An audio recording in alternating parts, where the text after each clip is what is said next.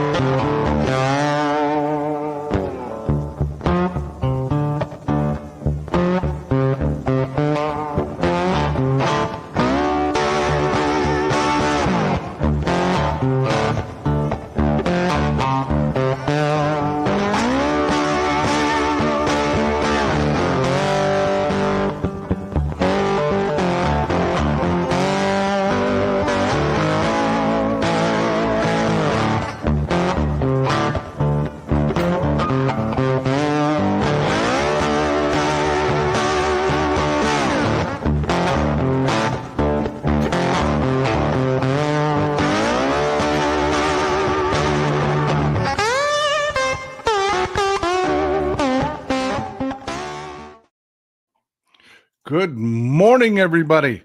I am very happy. I am very excited. I'm feeling really good. I'm excited to be here. We got some crazy shit going on in LA right now. We need to talk about that a little bit. I have to tell you, I'm pissing the young folks off, but I don't even care, man. I really don't. We've got to be smart about this. We really have to be smart about this. If you don't know what's going on in LA, this is going on in LA. ICE has been engaging in raids and sweeps through LA. This is an op, folks. This is set up on purpose. Tom Homan is in LA for this to do, he's doing pre-planned Fox News segments from LA. This is an op. They planned this. They intended to provoke a reaction, and unfortunately, they got it.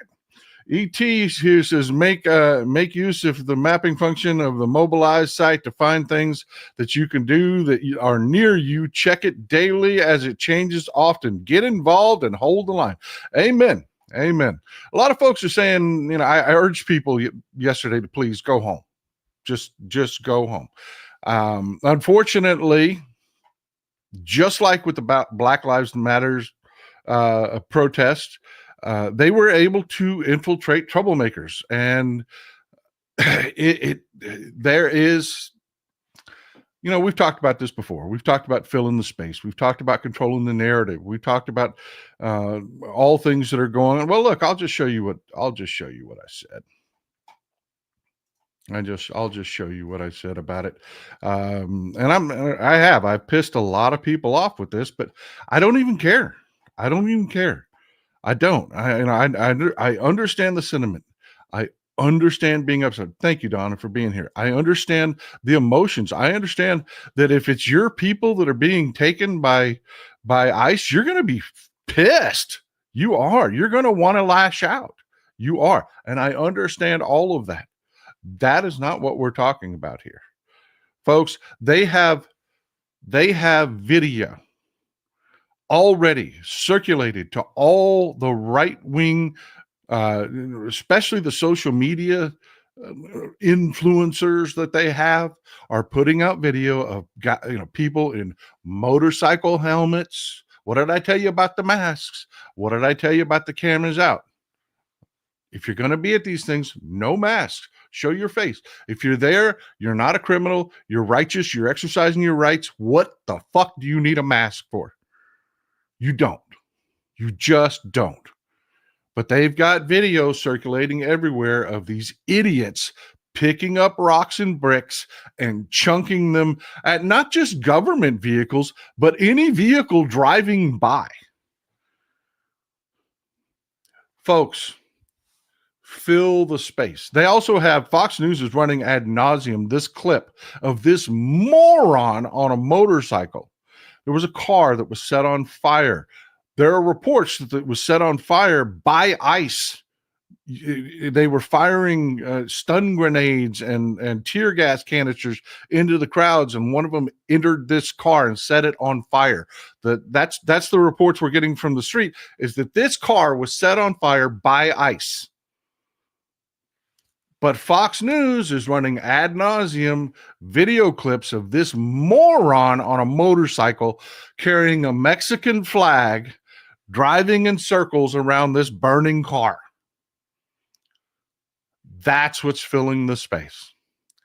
That is what's filling the space. And I caught a lot of hell last night for saying this, but I meant it. I mean it sincerely. We have to be in this for the long game. We have to do this smart.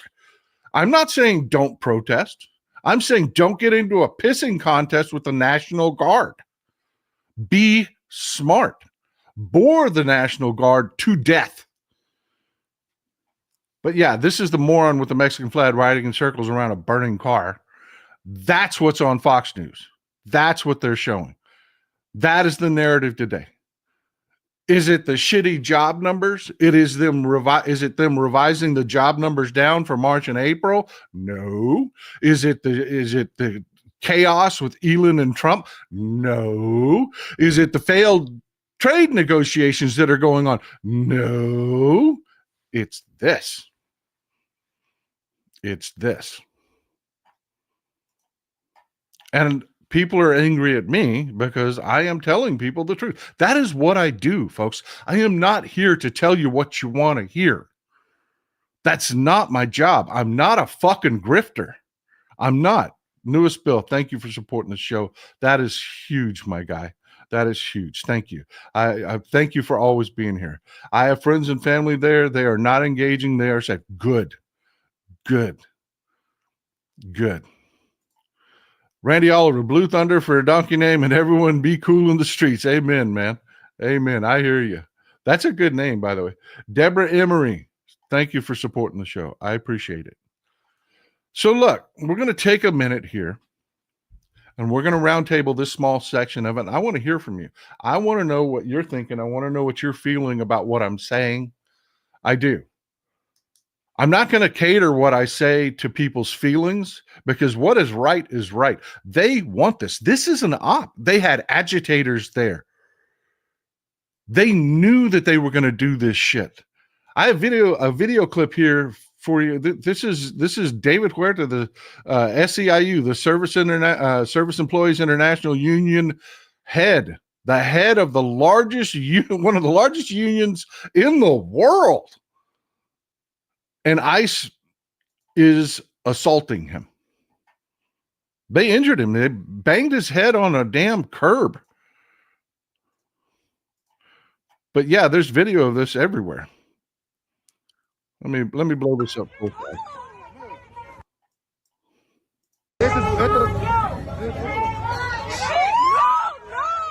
Yeah, he's just there witnessing, and here comes ICE and fucking assaults him. He did nothing there. He did nothing there. That cop comes up and just starts pushing him, and they knocked him down. Fuck that guy. That's a crime. That is fucking assault. That is assault. I understand everybody being pissed off. I get it. I'm not telling you not to be pissed off. And I'm not telling you not to protest. I'm just telling you, these sorry sons of bitches that are calling the bots, click farms, went hyperactive last night. They did. They went hyperactive. I have, you can go into my social media and you can look at the responses. And there is response after response after response, telling I'm an old white guy, I need to shut up. And now's the time for violence. Now is the time. I'm going through and I'm looking at these accounts, and they're the same fucking accounts that cost us the election. The watermelons on the account there, on the bios on the account, the watermelons for the Gaza protest. Look, folks, I tried to save Gaza. These people ended up getting it fucking destroyed. And these same bot accounts are out there calling for violence in LA. They're the same ones that were agitating during the protests on school campuses that caused so much damage. These are the same accounts, the same people. I mean, anti-Jewish slurs, everything. Go in there and look at the people that are screaming for violence and being really shitty to me for saying, don't be violent, go home, don't be violent. These are the same people that were agitating, on the school campuses. These are the same people they work for the Trump administration. They got Trump elected and they're trying to do it again. This was an op. Folks, Trump had a legal strategy. They didn't use the Emergency Powers Act to call up the Guard, to federalize the Guard. They didn't. They had a legal strategy in place to, one, cut Gavin Newsom's nuts off so that he couldn't block it. And two, and of course, we have people that are clickbaiters on the right or on the left here that are attacking Gavin Newsom for not blocking Trump from utilizing from federalizing the California Guard, when they have no clue that Trump intentionally had this set up to prevent Gavin Newsom from stopping this. And it's setting up a fight over the Posse Comitatus Act. You cannot use the military as police in the United States of America. There is a law against that. You can't. But you have Pete Hegseth saying the Marines over at Camp Pendleton, they're going to be called in, to deal with this, because they're trying to make it look as violent and ugly as possible when it's just a couple knuckleheads. It's just a couple idiots. It's the agitators. That's it. This was 99% a peaceful protest. But they want this, man. They want this narrative. Warren Benson, this is Black Lives Matter protests all over again. MAGA will send agitators in to make the protesters look like criminals. Be smart or stay home. Exactly. I'm not saying don't protest. I am not saying that at all. In fact, I'm saying protest over and over and over again. No masks. And if somebody shows up with a helmet on or mask covering their face, you get your phone out, you videotape them, and the minute they start causing trouble, throwing rocks, anything like that, you part like the Red Sea. They train people that coordinate these things, train protesters. When somebody starts acting out like that, sit down. Sit down. Make it obvious who's doing it. And I'm getting so much hate for saying this stuff on all my social media platforms, but I don't care. I don't care. I am not here to please people. I'm not a fucking grifter that's here to get clickbaits. There's so many on the left. You are not leading if you are not talking. There are so many people that I'm so disappointed with. You know who's good? Jim Wright over at Stone Kettle. He's talking. But there are so many that are just sitting here waiting to see which way the wind blows to put statements out so that they can get those clicks. They can get those. Fuck that. If you're not talking, you're not leading. So this is what I'm telling you to do. And this is all the coverage I'm going to give of this. I am not going to give this air. I'm not. It went too south, too much.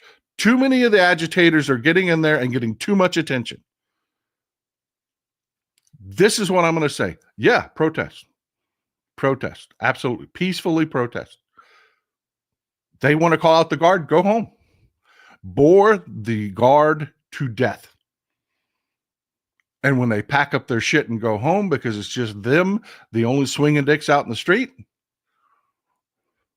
after they go home, protest again. Make them call that guard out again. Protest again. Even better than that, boycott, economically protest. You know, all of these people calling for violence and stuff like that won't bother to take a day off from work. You know, that is hugely effective. Gandhi defeated the British Empire not with violence. He shut the country down. That's effective. That's effective. Do that. Don't be idiots. Don't be numbskulls. Don't let them control the narrative. Randy Ryder, thanks for being here, my friend. If that SOB can do this in LA, then he can do it anywhere. Folks, it's LA for a reason. Big blue city. Karen Bass is relatively unpopular right now after the fires. They picked LA for this is an op. Stop coddling stupid. Dug out and dusted off my Super 8 for next Saturday. Yeah, we're going to talk about that. We're going to talk a lot about that. Keep your eyes on Miller and Vaught. Stephen Miller right now is the happiest man in the country. That guy has a raw penis from jerking off so much. He is so happy about everything coming out of LA.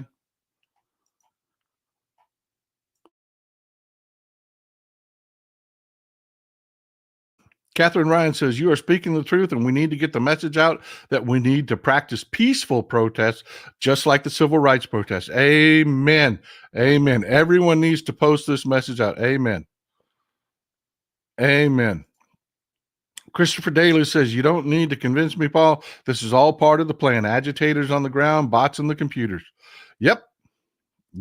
All those clickbait bot actives accounts went active yesterday, and they all had one message: go be violent.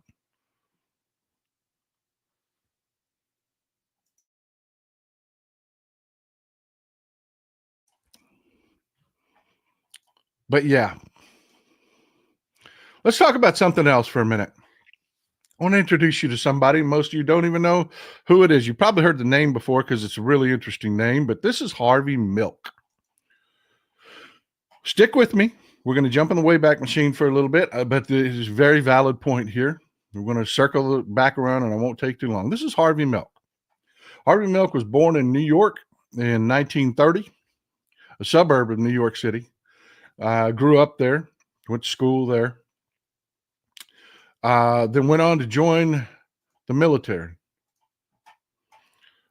Went to college, joined the military as an officer. He served on the USS Kittiwake. Forgive me, I didn't have that part memorized. He served on the USS Kittiwake. It was a submarine repair and rescue vessel, the USS Kittiwake. He was dishonorably discharged from the Navy because he's gay, or was gay. He was asked directly about his sexual orientation, and officers of the United States military are not allowed to lie. So he was allowed to resign from the Navy and given a less than honorable discharge. From there, he moved around a little bit. He became a little bit aimless. Canadian Paul, thank you here, man. Had an issue Friday, Saturday, trying to get another mug here in Toronto, Texas. Paul, I'll try again, but I wouldn't call Miller a man. Cuck, yes, but not a man. I hear you, brother. I hear you. Our Canadian friends, I want to tell you something. I just want to be honest. We're working really hard to try to service our Canadian friends. But there are issues at the border right now. And I'll be honest with you, I'm not going to lie. We lose money on Canadian mugs. We do. The shipping is outrageous. The taxes at the border are outrageous. We lose money on Canadian mugs. We do. It is something else. Then there's a lot of breakage. And they just really give us a shit time at the border right now. So we may, we're thinking about holding off on the international orders for a little bit, but simply because of the frustrations that we're having with getting these mugs over the border. So we'll figure more out, but when we get it figured out, I'll let you know exactly what we're going to do. We love our Canadian friends. We really do. And I didn't mind taking the hit on the mugs. I didn't really mind that because you guys are fucking fantastic people, man. And I'm so glad to have you here. But the mugs, we may not be shipping to Canada for a little bit. Richard, Trump doesn't want martial law. He wants a bloodbath. Yeah, he does. He does. Absolutely, he does.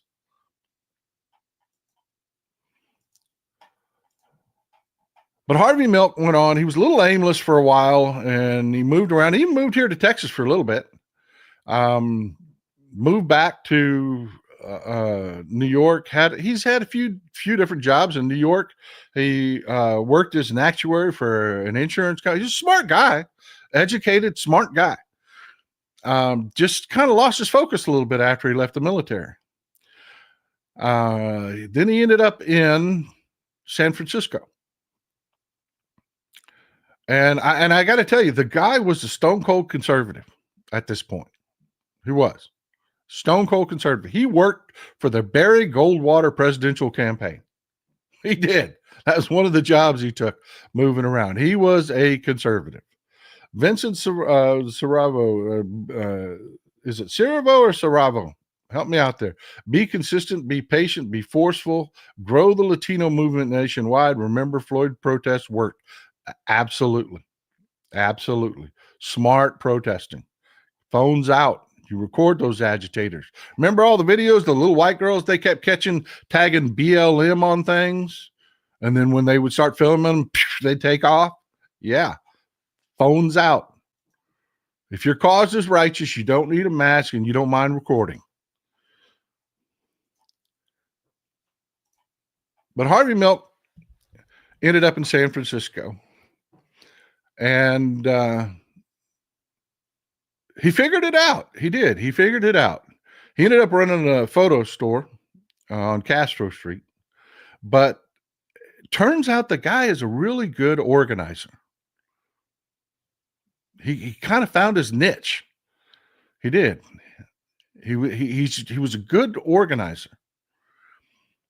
And he got really focused. He faced some resistance. He did. He faced some resistance early on.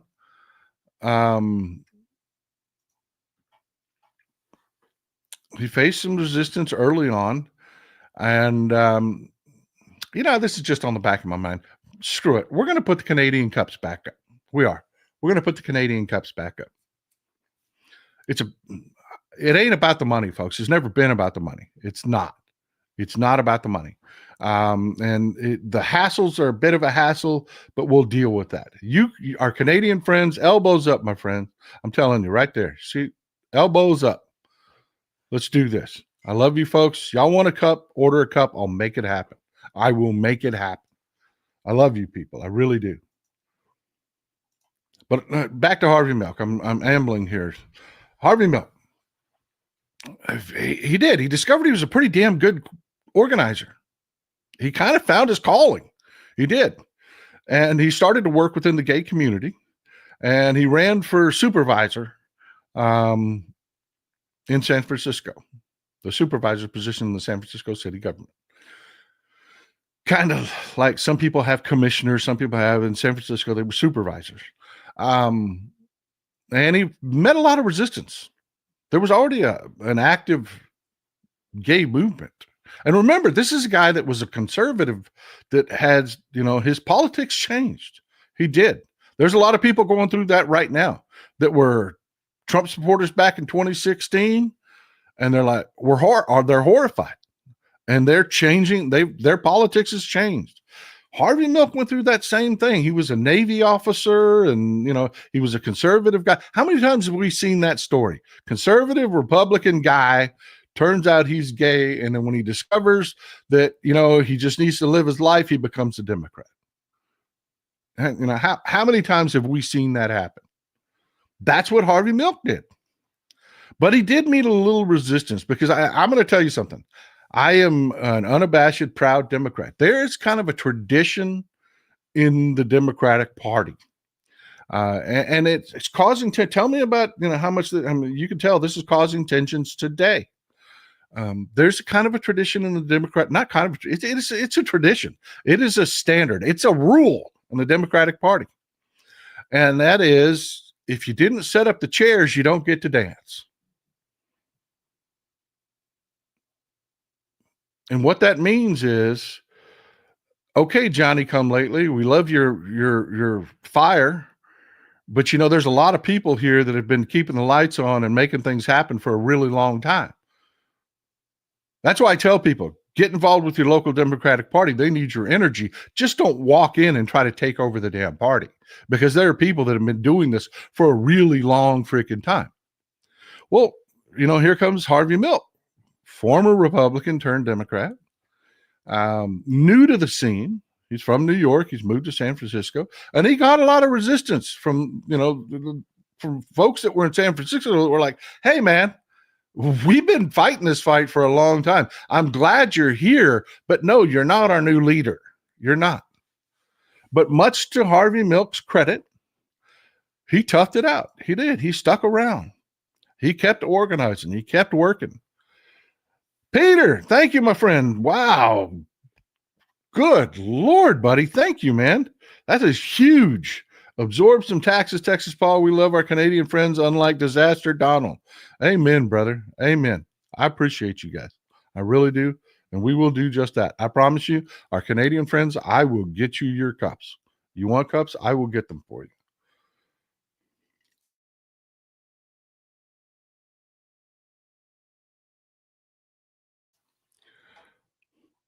But yeah, something else about Harvey Milk. He was a really good organizer as far as motivating people, getting people involved. He got involved with the unions. He was really good at that. He was a terrible, by every measure out there, he was an undisciplined, terrible candidate. He was. He really was. Oh my God. When you read about Harvey Milk and his history, some of the things that would go in his first campaign, he would just like go out onto the street and bring people in to work at his campaign. And it was guys that he thought were attractive. You cannot run a campaign that way. You just can't do it, And hey, everybody's got their own different benefits, their own best attributes. They do. He was not a highly disciplined candidate, and he lost the first time he ran as a supervisor. He was actually appointed to a position in the government by an ally, which he was immediately removed from because, again, in antics. Janine 2009, thanks for being here. Thanks for supporting the show. For your products for Canadians, can you not do what Midas does and have them made here in Canada? Then I make them myself. I do. You want a mug? I make it. Yeah. Yeah. That's part of the deal, man. Is it comes out of that room right there. Yeah. I didn't know if didn't know. No, I'm not ordering these from some factory in, overseas and just sending out a ton of, no, they're not made till you order them. Yeah. The designs, everything comes right out of here. But yeah, I appreciate the idea. I really do. I really do. I love the positive thinking there. I love the positive thinking there. But yeah, so Harvey Milk puts in his dues, finally gets enough support, and he wins. He did. He won. He finally won an election. He became a supervisor, the first openly gay man elected to office anywhere that we know of in the United States of America, was elected supervisor, a supervisor in the San Francisco government. A lot of people misunderstand. They think Harvey Milk was mayor. He was not mayor. He was not the mayor. He kind of the equivalent of a commissioner. I appreciate you, Helen. I thank you. I do. I appreciate you. I really, y'all folks are so generous and wonderful with trying to make things happen. I love how tight our community is. But on November 27th, 1978, Harvey Milk was sitting in his office. He'd just taken office. And it was a big deal. Nationally, it was a big deal. It was a lot of news. And a bigot walked in, and I'm not going to give you his name. I'm not going to even show you his picture. But a bigot walked in and murdered him. Shot him.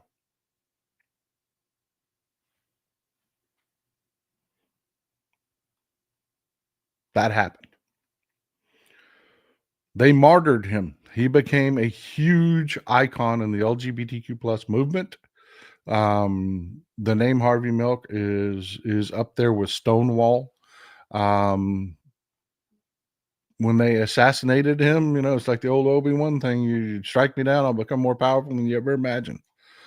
Left to his own devices, as undisciplined as Harvey Milk was, if they'd just left him alone, that would have probably been a very short footnote in history, but they made a martyr out of him.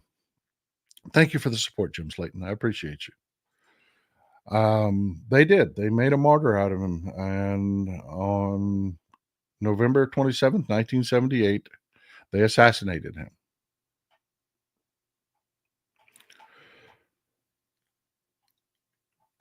In our evolution, in our movement away from don't ask, don't tell, and all of that stuff, our growth as a nation, we decided to honor Harvey Milk as a veteran, as somebody that was removed from the Navy unjustly. He wasn't removed for failing to do his duty or anything. He was just removed because he was gay. They named the USNS Harvey Milk after him. It's colloquially known as an oiler. Y'all are so smart. I want to test you. Do you know the difference between a ship that carries the USNS designation and the USS designation?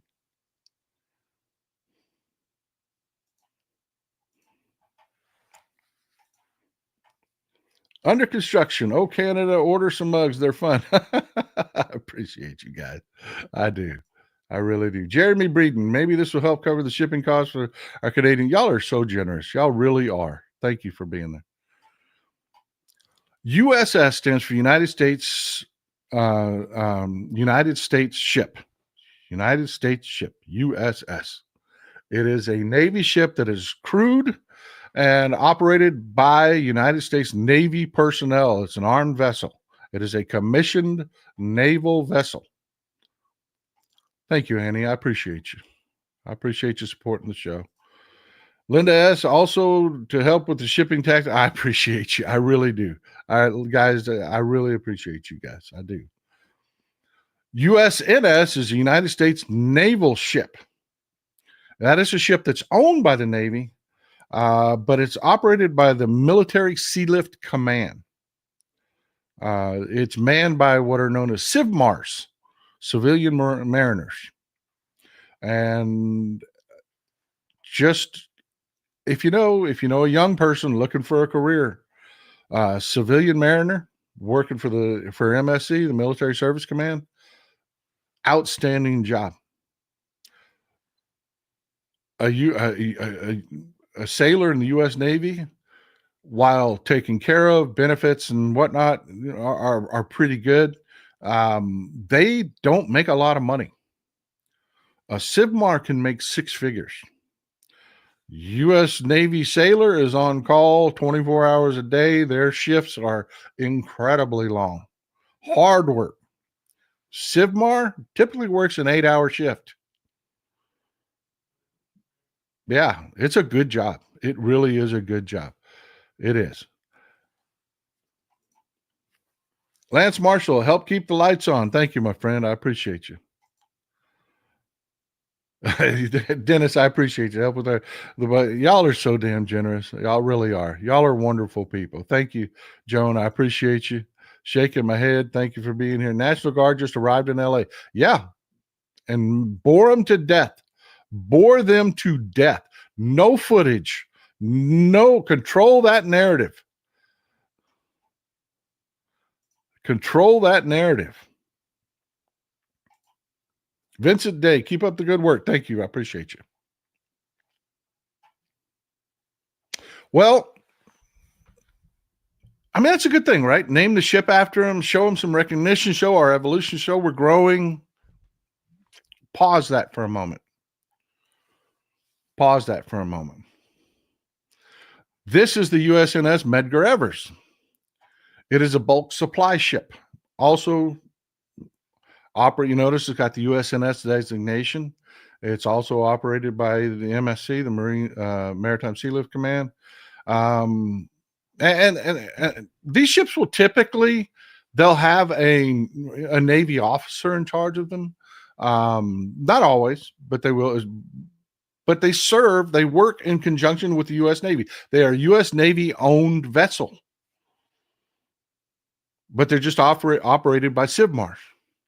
That ship, the Medgar Evers, is a dry bulk ship that carries things like ammunition, food rations, all about logistics and supply, which was really appropriate to name that ship, that type of ship, after Medgar Evers. And here's why. This is Medgar Evers, if you don't know. Medgar Evers is a civil rights icon. He is. He is a civil rights icon. He was born in Decatur, Mississippi in 1925. He went on when World War II broke out in 1943. He enlisted in the United States Army. And if you know your history, that was a brave thing to do in 1943. The war was not going real well in 1943. And he signed up to do his part. And because he was a black man and the United States Army was segregated, he ended up in the 657th Port Company. What Port Company does is their logistics. That's why it made so much sense to name a dry bulk carrier after Medgar Evers, because that's what he did in the Army, was logistics.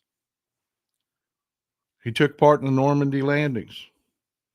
You know, as soon as the soldiers took the beaches, the first thing they needed was ammunition, fuel, food, supplies, everything you could imagine. In came the guys like Medgar Evers. Medgar Evers stood on Omaha Beach. His unit later went on to become what it was known as the Red Ball Express. Y'all have probably heard about the Red Ball Express. Where it gets its name is they would mark the supply routes. They would go from depot to depot. They would mark the supply routes with a round red sign so that people didn't get lost or turned around, because you're in a foreign country. You're in a foreign country, and you know you may not understand exactly where you're going. So they would mark with round red emblems, which became known as, you know, the Red Ball Express. Keep your eye on like the sign said, Red Ball Highway. Stay on the ball. Keep them rolling. That's what they did, man. That's what he did. He served honorably. And they named a ship after him.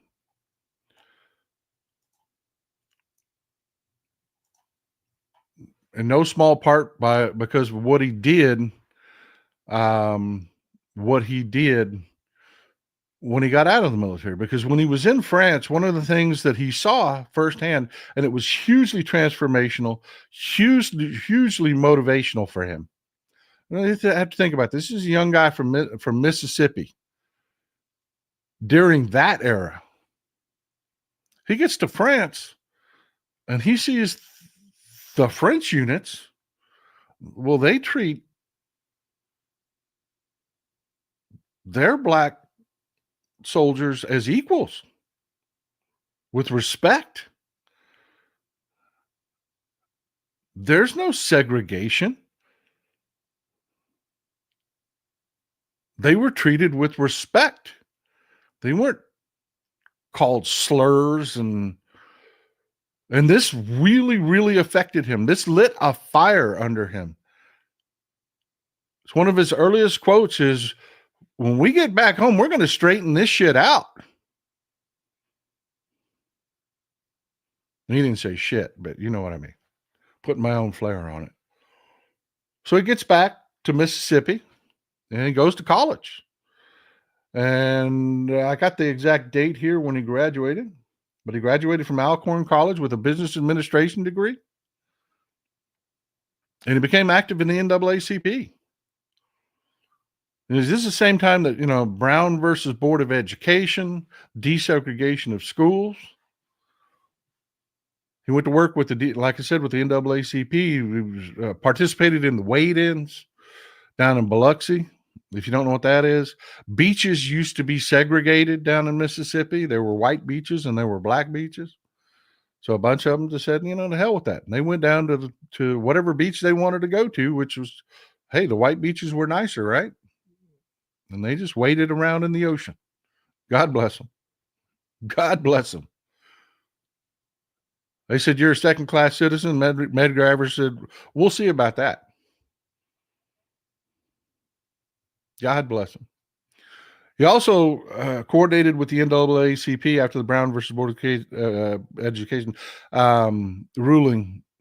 See, the bigots down here in the South, when the Supreme Court issued that particular ruling, said, we'll see about that, and refused to desegregate their schools. So in order to force it to happen, people like Medgar Evers, he took his happy bachelor's degree and applied to the University of Mississippi Law School and said, I want to become a lawyer. And the U.S. and the University of Mississippi, being a white, bigoted institution at the time, sent him a letter back that said, no, you're black. You can't come here. And this is after Brown versus the Board of Education.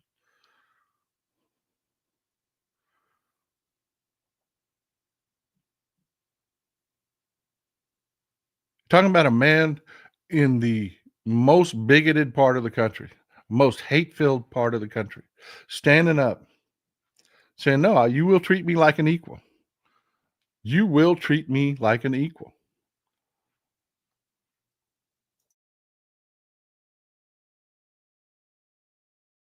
And nothing feels more like oppression to a bigot than a man demanding that he be treated as an equal.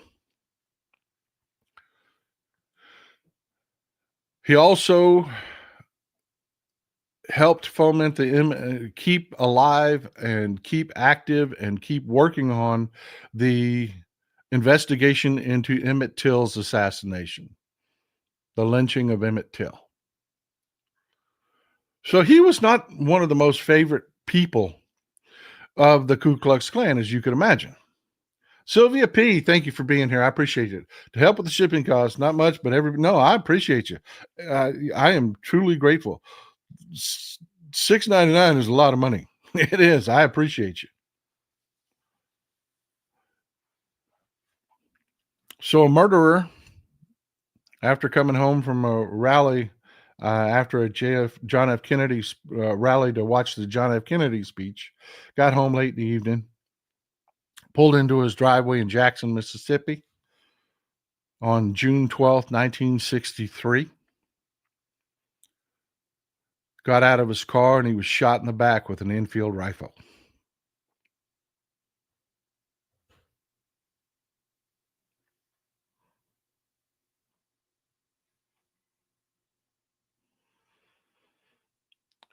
Shot in the back with an Enfield rifle.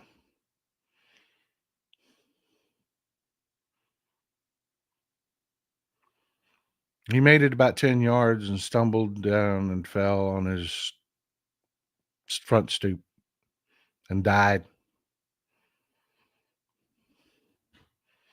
He died because he demanded that the University of Mississippi admit him as a qualified candidate to become a lawyer, to attend their law school. Because he said, you know what, I am a human being and a man. I will not be segregated into a specific beach that you want me to go to. This is a man with an education. This is an articulate man. This is a veteran. This is a man that stood on Omaha Beach during the invasion of Normandy and did his part for our country. This is another man. This is Pete Hegseth. Pete Hegseth is a bigot. He also happens to be our Secretary of Defense. He has no qualifications for the job other than he was a TV personality and once served as a low-level member of the military. Using Omaha Beach as a prop, like he's some sort of hero.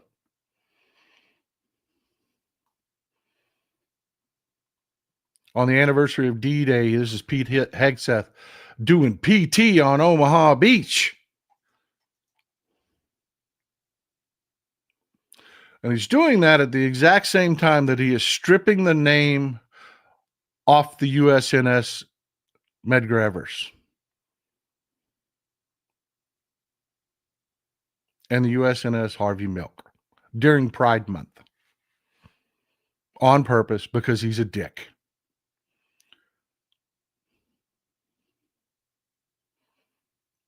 Disrespecting these two men that earned their respect, that gave everything to make our country a better place. But apparently, and we have veterans in our audience, in our community. Can you help me out here? Because I was under the impression that our fighting forces were pretty damn tough. Canadian Paul, thanks for being here, man. I hope Mrs. Texas Paul is on them. She's doing much better. She is. She's doing much better. She's gone from sweet and let me take care of her to mean as hell. So I know she's on the mend.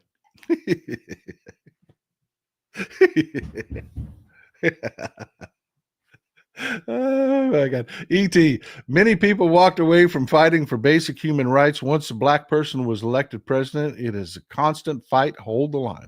Amen, my friend. Amen. But these two people that work to make our country a better place, a more understanding, to help us grow, that gave everything for it. One of which participated in the Normandy landings, one of which was an actual veteran at Normandy. You have Pete Hegseth using Omaha Beach as a fucking prop while stripping their names off of the ships that we named after them to honor them for making us a better country. Because I guess the message is that our military isn't as tough as we thought. And, because they're using the excuse that, they're doing this to improve our ability to fight. Apparently, United States soldiers and sailors and SIVMARs, and they just really can't perform on a vessel named after a gay man or a black man. We're that fucking fragile, I guess.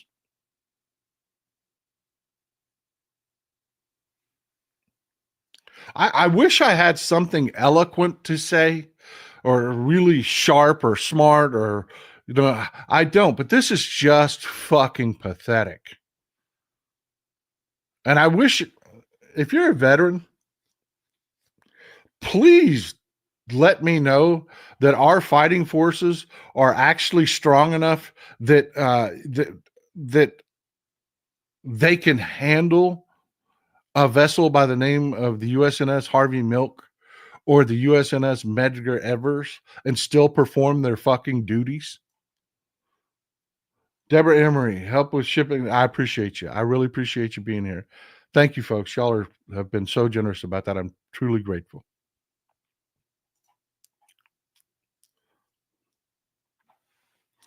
Raven McQueen Network.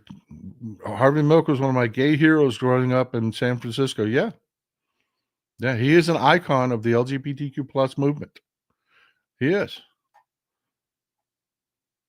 And we showed our respect for him giving his life to make us a better country.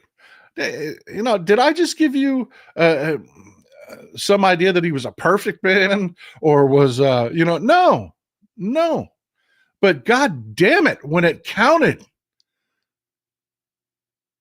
he gave it all. Trying to make us a better place. Trying to make us a better place.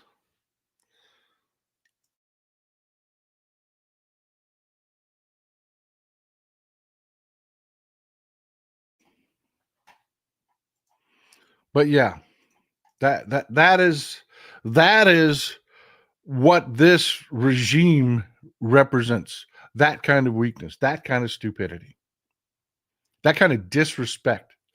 To peel the name of Harvey Milk off the ship named after him to honor him during Pride Month. They did it during Pride Month on purpose.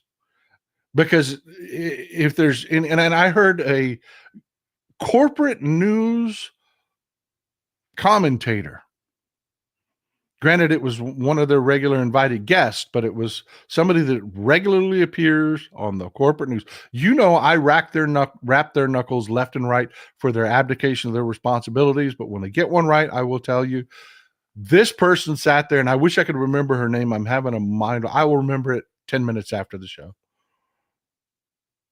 But if it's a dick move, Pete Hegseth is all over it. Said that on national television, and I was so proud of her because it's the truth.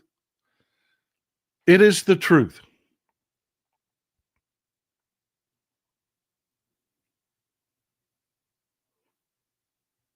If they can be a dick, they're all over it.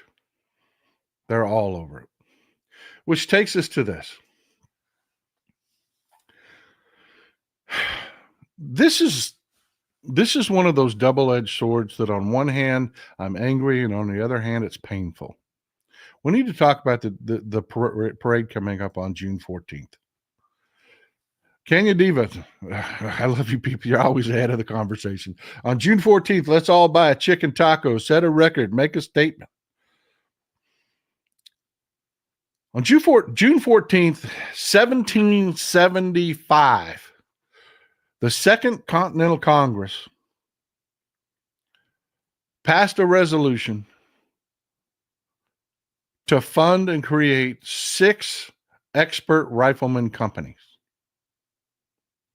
And hence, the United States military was born. More, the Army was born. Colleen Sarah isn't the Secretary of the Navy who can change the name? Yeah, but Hegseth says to do it, he's going to do it. In fact, I think they've already done it.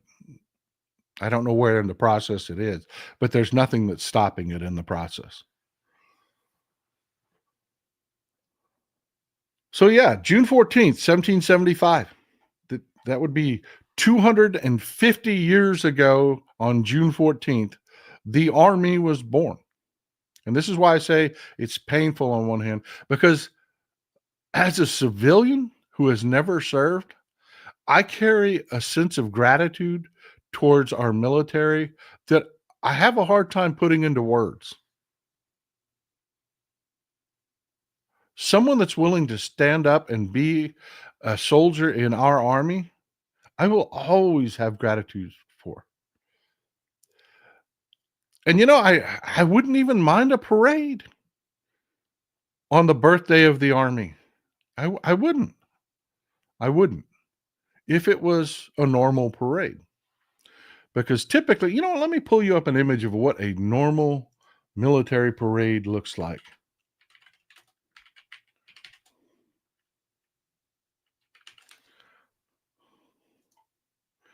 Ones that we've had in the past. I used this image on the thumbnail. I'll pull it back up.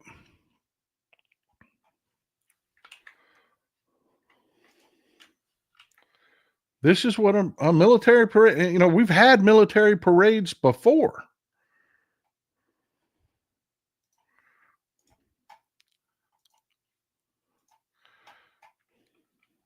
Blow that up a little bit so you can see it. There we go. All right, here. This is what a military parade normally looks like. Got the bands, sharp looking guys in uniform. We've seen this before. We've done this before. And if this is what they were doing on their 250th birthday, I would be all in, man. I would. Trump trying to make it about himself because it also happens to be Trump's birthday. I would blow that shit off. I really would. But I'm going to tell you something, folks. The Army's doing something dishonorable. They are. See, back in the first Trump administration, he made it very well known that he wanted a Soviet-style military parade. And we don't do that here. We don't do tanks in our streets. That's not who we are. That's who Trump is. And on their birthday, the United States Army is going to do, for Trump's birthday, exactly that.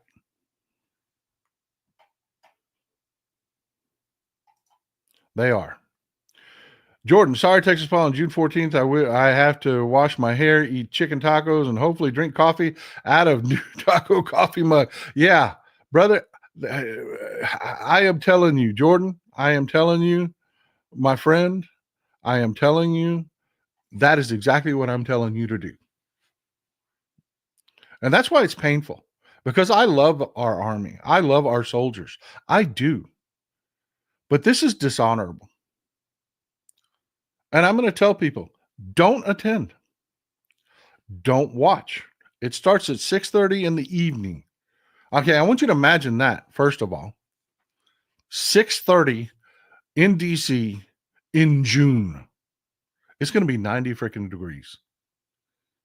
It's going to be hot. It is going to be hot.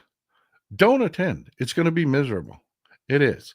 ET on the 14th, they do not want any protesting in DC at all, not getting in front of tanks, etc. They do want people to not even show up for the parade. That's what I'm telling you. Don't. Because this will look like the dumbest parade in history if there's nobody there. Imagine how stupid that would look. You know, you see those old Soviet, there was mandatory compulsory attendance.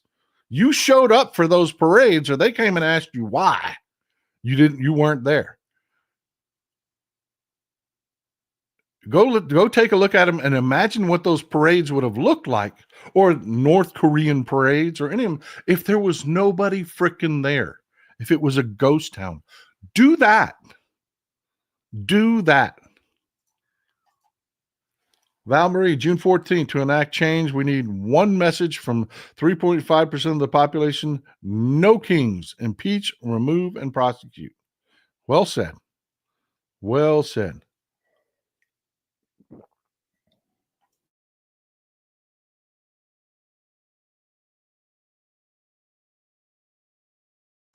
Sorry about the gulpy. I did not get muted in time. Stephanie Sanderson, thank you for supporting the show. Here's the thing, though. They don't make up the majority of us. And most of your MAGA people, they can't afford to travel. They can't. Make the networks pay for carrying this. They're doing it in prime time. That's why I said it starts at 6:30 to make it in prime time. Trump wants his image on prime time of him waving two tanks. I'm going to give you another reason here not to go. Okay, Jeremy Breeden, as a veteran, it makes me sick. Cadet Bone Spurs is pulling this stunt. Amen. I hear you. The U.S. military is made up of the same Americans that 405 voted for Trump. Yeah, I don't know. I do. I support our military. And there's a lot of really good people in the military. Yeah, there's a lot of right wingers. That's why I tell people Don't bank on the military not following illegal orders, because there's a lot of MAGA in the military. There are. But there's a lot of good people in the military. And there's a lot of people freaking out about this image.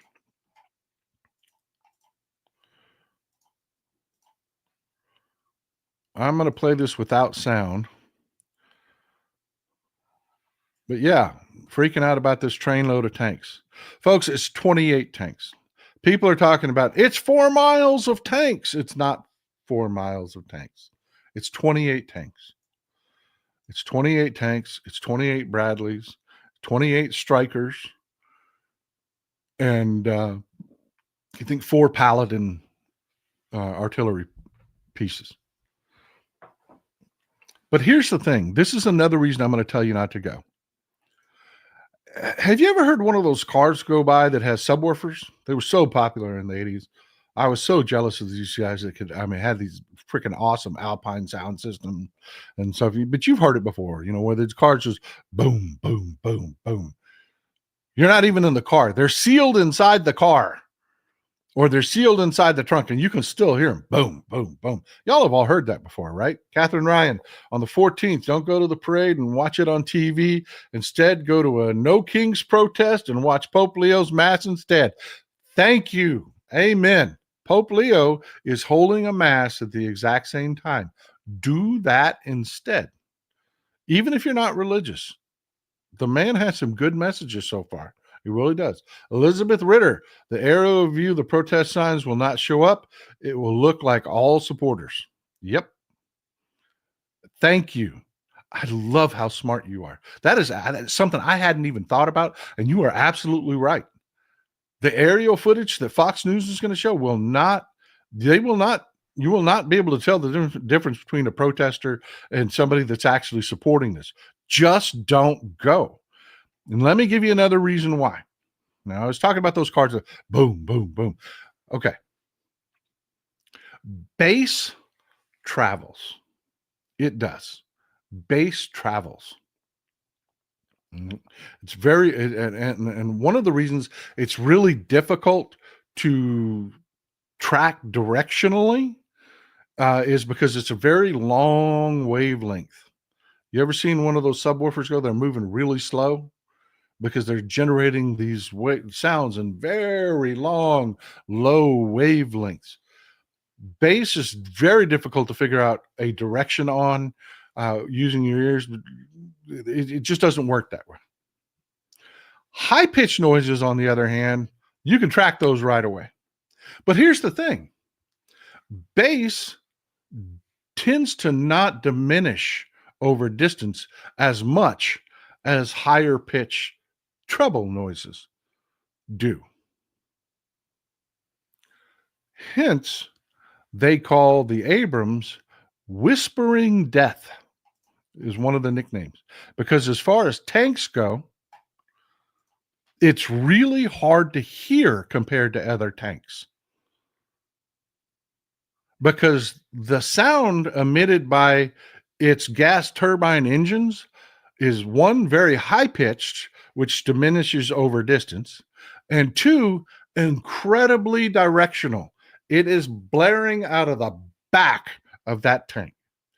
An Abrams tank is half as loud standing in front of it as it is behind it. That sound is extremely directional.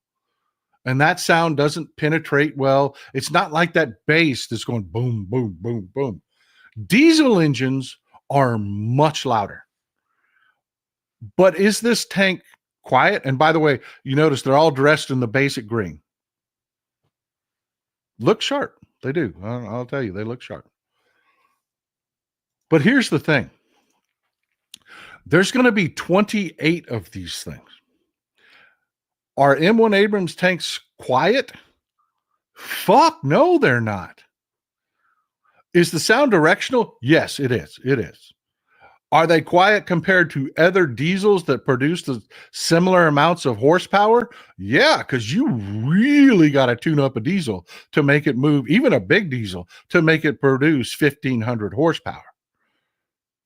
The Abrams, give you an idea, run about 130 to 160 decibels on the outside.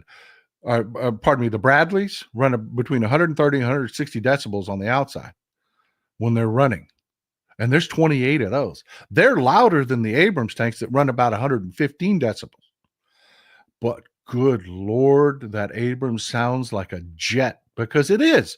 It's a jet engine. It's a gas turbine engine. You know the difference between a gas turbine and a jet engine? It's the way that the fins are tuned, the size of the fins. One is trying to get propulsion out of the exhaust. The other is trying to get propulsion by strapping it to a transmission and the spinning of the rotors. That's the only difference between a jet engine and a gas turbine, is how they're tuned. One, even jet engines have rotors in them that turn to transmit power back to the front fans, which causes compression. They feed themselves.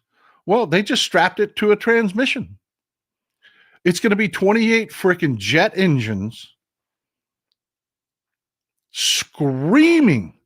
I can't play it because it'll be a copyright violation and they'll take the video down. I'm asking you, all over YouTube, just type in the search, what does an Abrams tank sound like?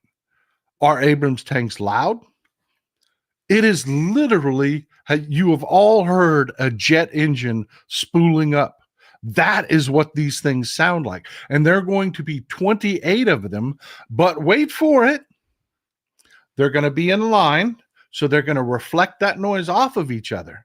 It's not going to be that directional backwards firing. Because think about it. You may not hear an Abrams tank coming in battle if you're in another tank, because it's coming at you. It's coming at you. So you're not hearing it.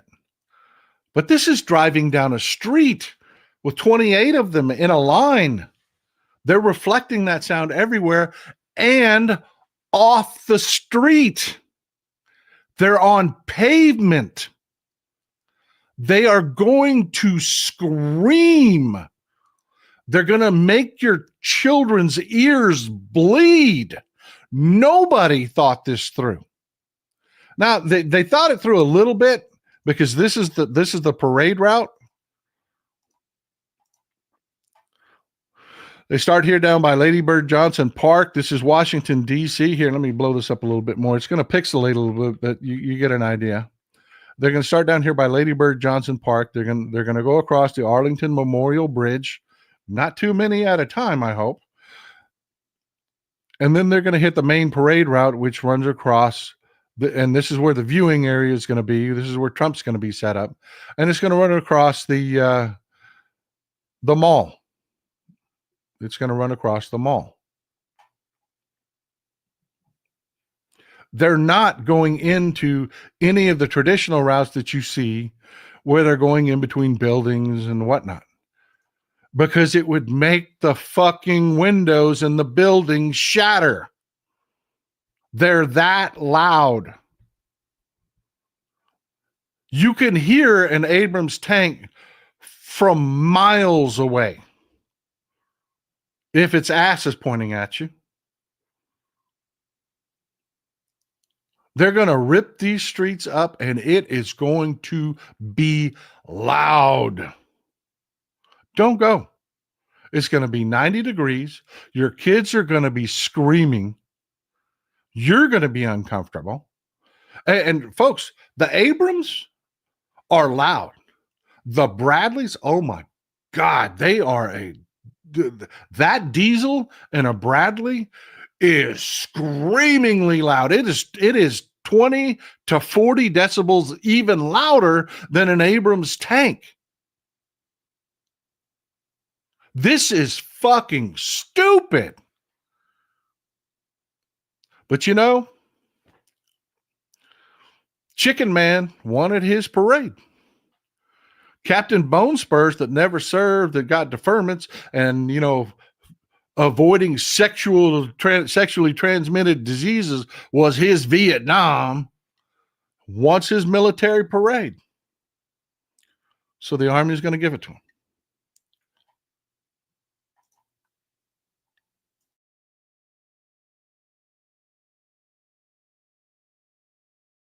ET, again, this shows how much Taco really cares about anyone but himself. You can bet that he will have hearing protection for himself. I don't think, I really don't think they thought this through. This parade is supposed to be 3 hours long.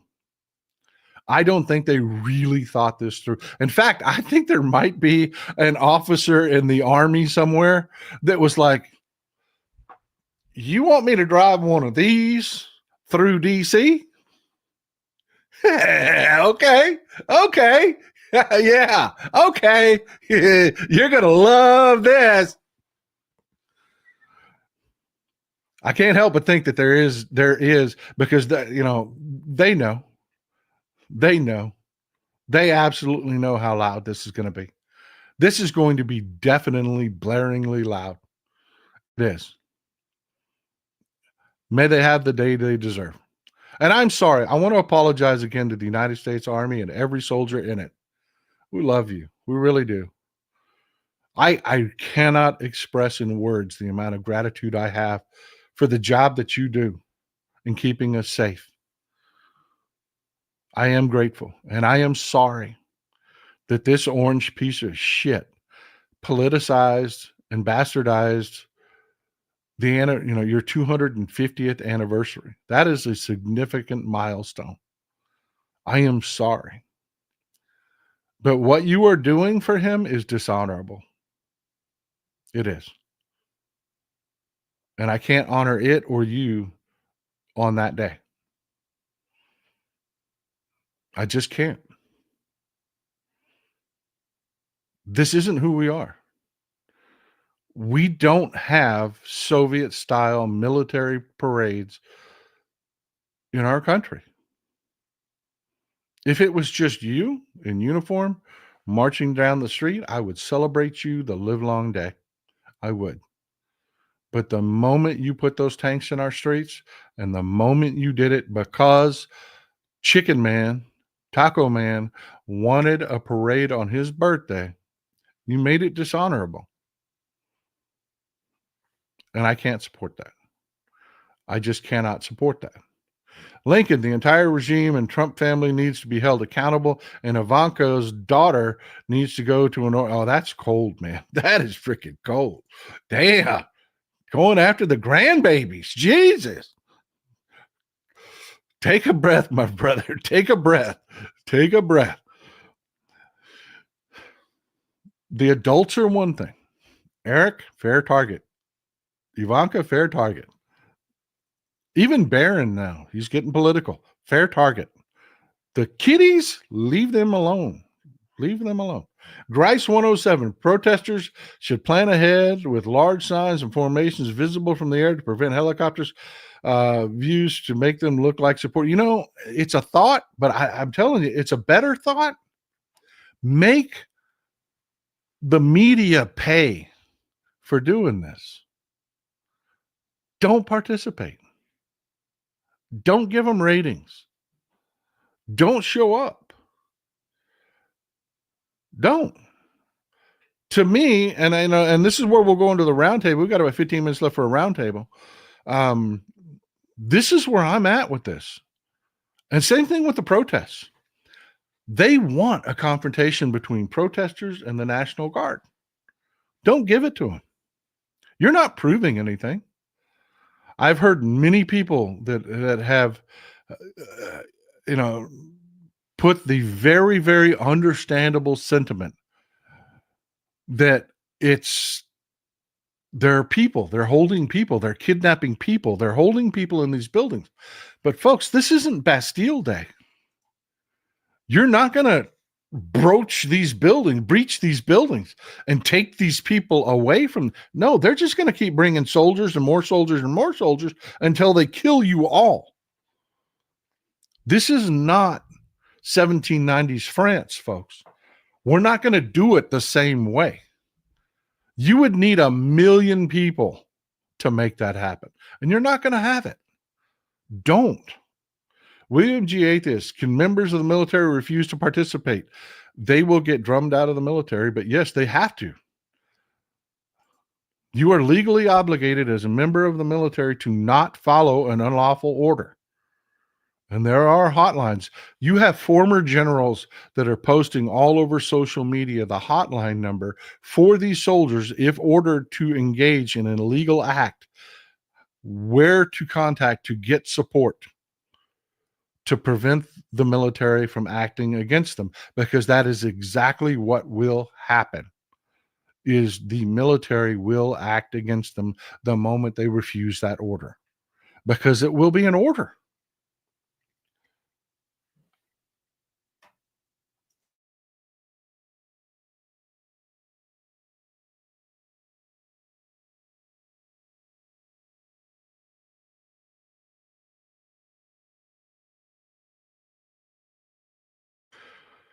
So yeah, I was really taken aback. Let me see if I can find one for you real quick.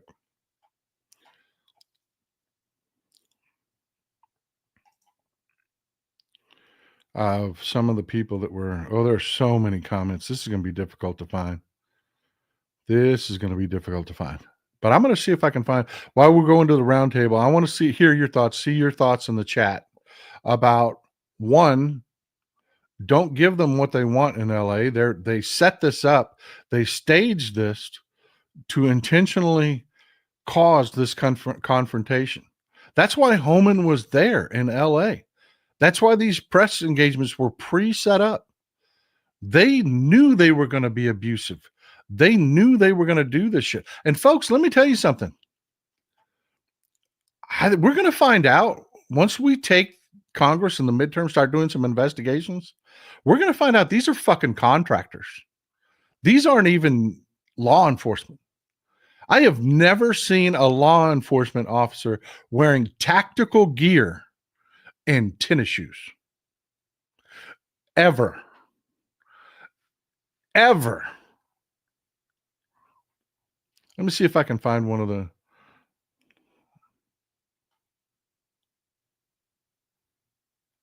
Here we go. This is one of the ones, and there are dozens of them. Didn't take me that long to find it. This right here. Political Persian. You're such a barely liberal old white man. Because I put a video up that said, don't do it. Don't fall for it. This is an op. Go home. Be peaceful. Protest again. Play the long game. Be smart. She says, you're such a barely liberal white man. And this is a sentiment. I'm old, I'm white, and therefore I am somehow flawed on this subject. I can't talk about it. Anyways, but yeah, let's look at her account. Watermelon. This is one of our Genocide Joe people. This is one of the people that helped cost us the election. These are one of the people that was fomenting her entire account is the pro-Palestine, the very people, and you're my audience. You've been here. I support the Palestinian people, but these are the people that hate Democrats because you love Palestine. That's bullshit. That was the stupidest thing ever. You got Gaza destroyed. You got Gaza destroyed. They're bots. And yes, I'm seeing some comments that she's AI generated. Yeah, they're bots. Their bot farms went active. And they used these same accounts because these same accounts got so many sympathetic people to follow them. They reuse these same accounts, and they're all saying the same thing. Go be violent. Rich Lawton, protest from home. You know what? Protest again. Just don't do it right now. Don't fall into their trap. Don't, Sun Tzu, The Art of War. Don't take what your enemy hands you. Don't. Never take what your enemy hands you. That means fight on your own ground. That fight on your own. Use your own narrative. Use your own control. This is what I'm saying. Yeah. This is what I'm saying. Martha Stiegel, boycott. No Ward Watson here, man. Close your wallet. Yes. Because these same people that are actually not the bots, that are sympathetic, that are talking about, oh, now's the time, Civil War and all this other shit. These same people won't take a day off from work. Not a day. These same people won't participate in an economic boycott. But they're sitting here. I had one that I just had to block. She was so verbally abusive. I had to block. She pretended to be a Texas liberal. That magically showed up on my feed. Wonder how that happened. And she's sitting here in Texas telling people in Compton and Paramount to go get their neighborhoods burned down. I can't do that. No, I don't want anybody's neighborhood burned down. That's your neighborhood. That's your neighborhood. No, I don't want anything bad for you. Nothing.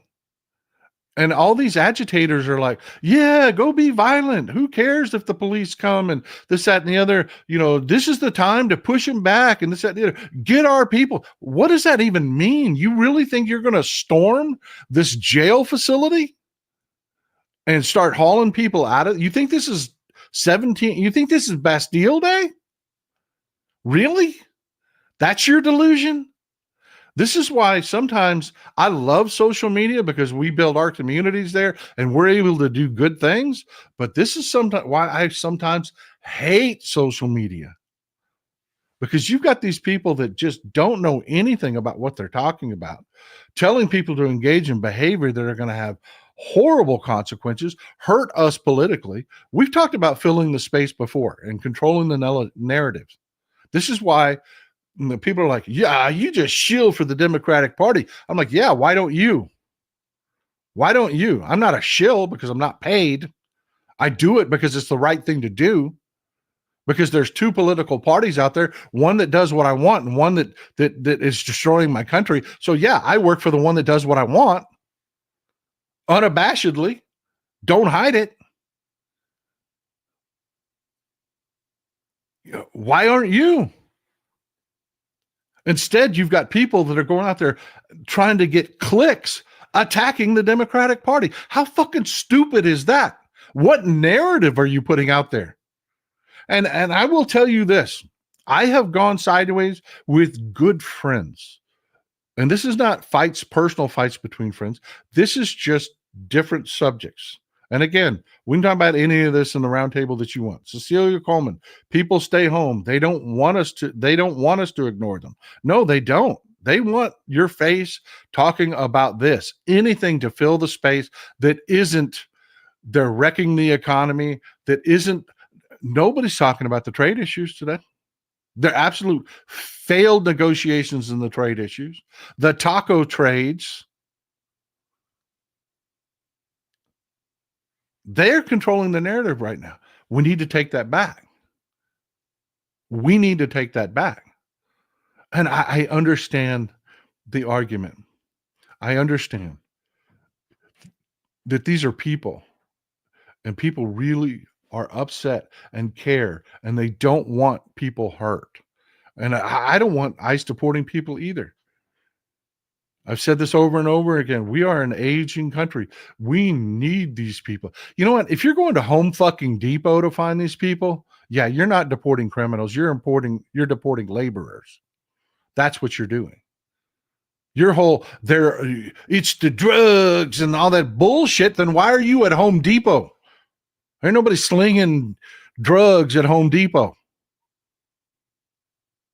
Although you got to be on drugs to buy lumber these days, because I swear to God, $100 for a sheet of plywood is fucking nuts.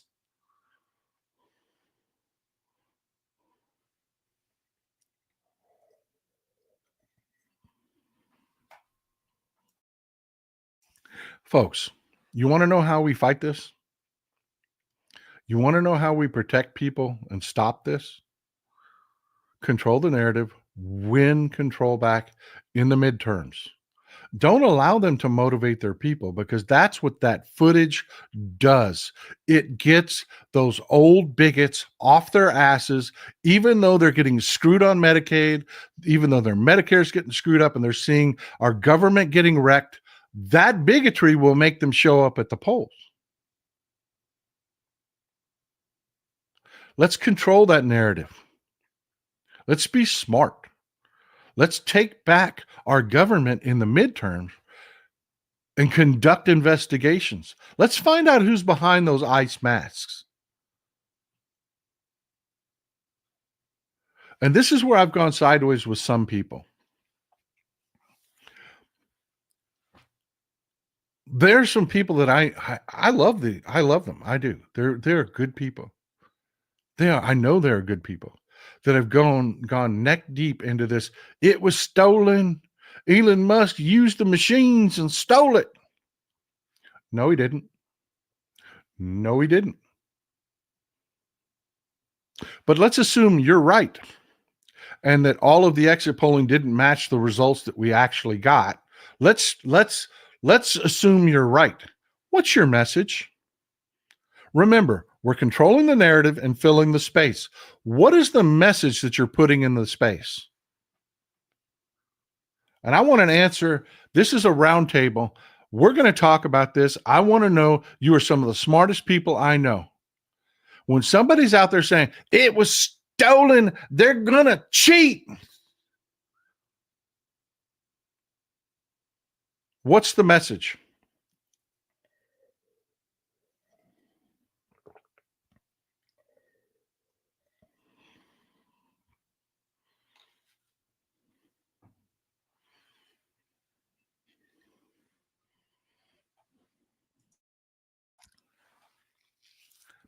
Don't vote. That's the message.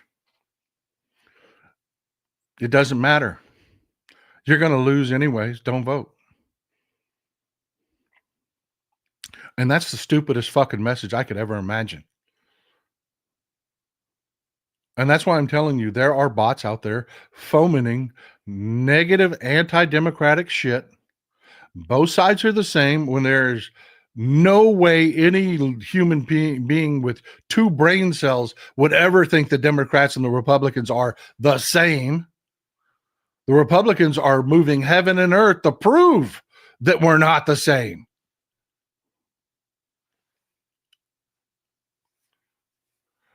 What is the message?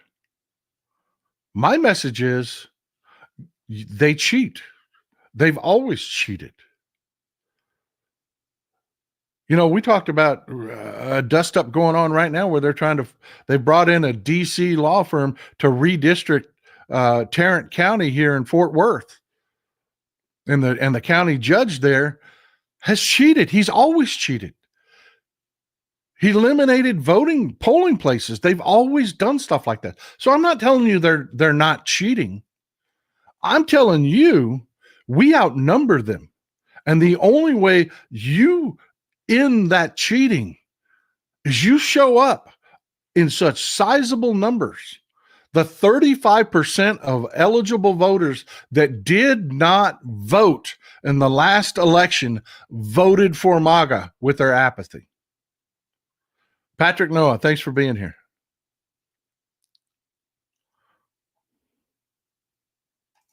The 35% of voters that did not vote in the last election voted MAGA with their apathy.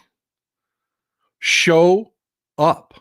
These elections, even with them cheating, are just a few points. A handful of people on the local level. That's why I'm telling you, if you get involved with your local Democratic Party, you can volunteer to be a poll watcher. They'll teach you how.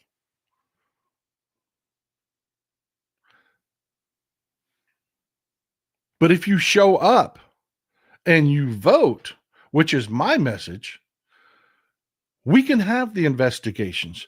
We can put our institutions right again.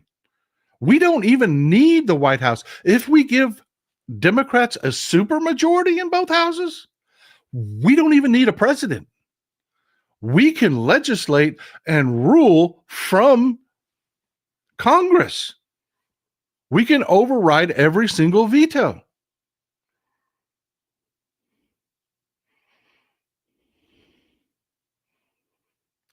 So what, one of the pushbacks I get from you folks is everybody in this audience is already voting Democrat. True. Probably 95% of you show up and vote. I'm asking you to use your grandma power. I'm asking you to get out there and intercede in what your grandkids are told, because your grandkids are being told by organizations on their school campuses. They're being told lies. And even worse, you've got bots that are all over the younger, like Snapchat and TikTok and whatever, that are spreading that message. Republicans cheat so bad, we'll never win. Don't bother to vote. Yeah, they're getting buried in that message. They are.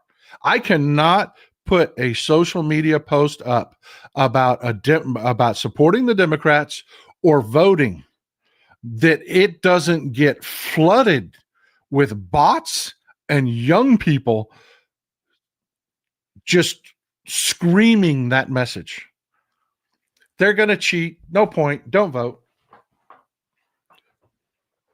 Folks, we're a little over 6 months from election season. We are. We're that close. We're that close. It's June. 5 months from now, you'll be doing your Christmas shopping. Yeah, unless you're one of those procrastinators that waits to the last minute. 4 months from now, the leaves are going to be changing. And right after the holidays, it's election time, baby. November 2026. That's the election season. Don't wait till then to get plugged in, because right now the young people are being given those bullshit messages. Go be violent.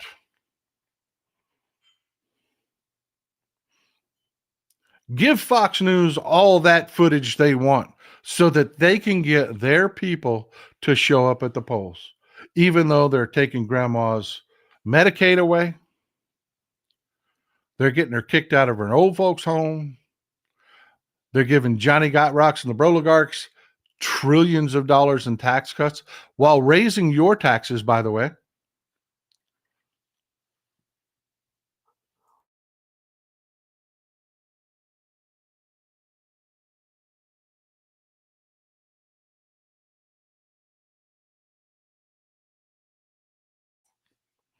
You people are the best. You really are. And I need you to understand this. And hear me.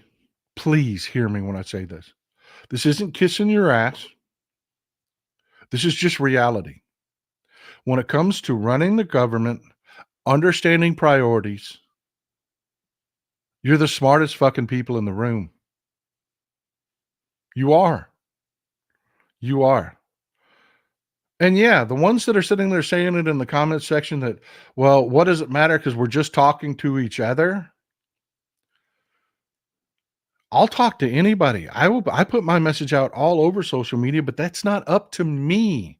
That's up to you. Folks, there are hundreds of thousands of us on different platforms in our community. Hundreds of thousands of us.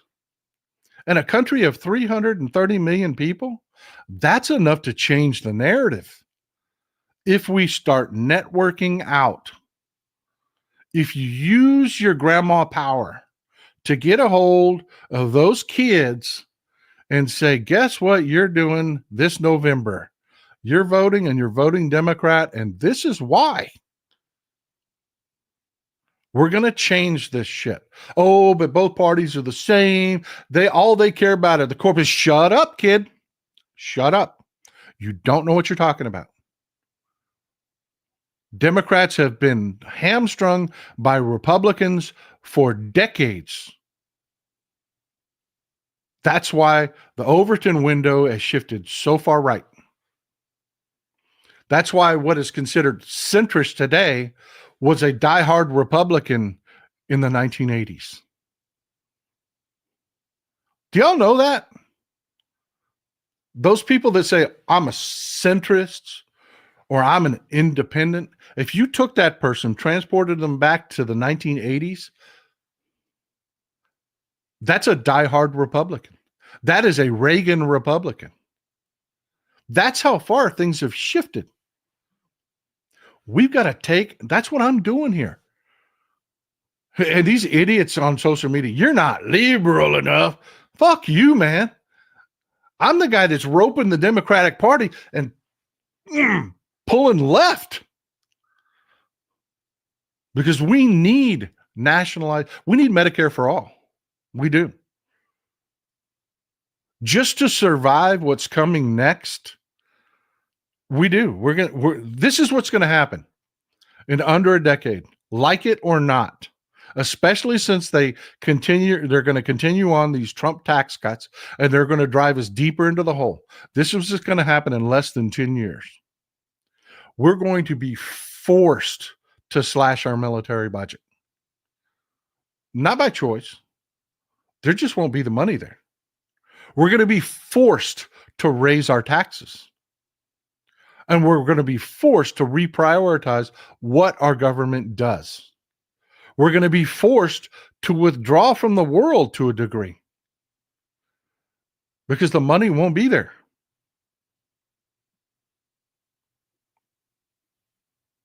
So who do you want choosing those priorities?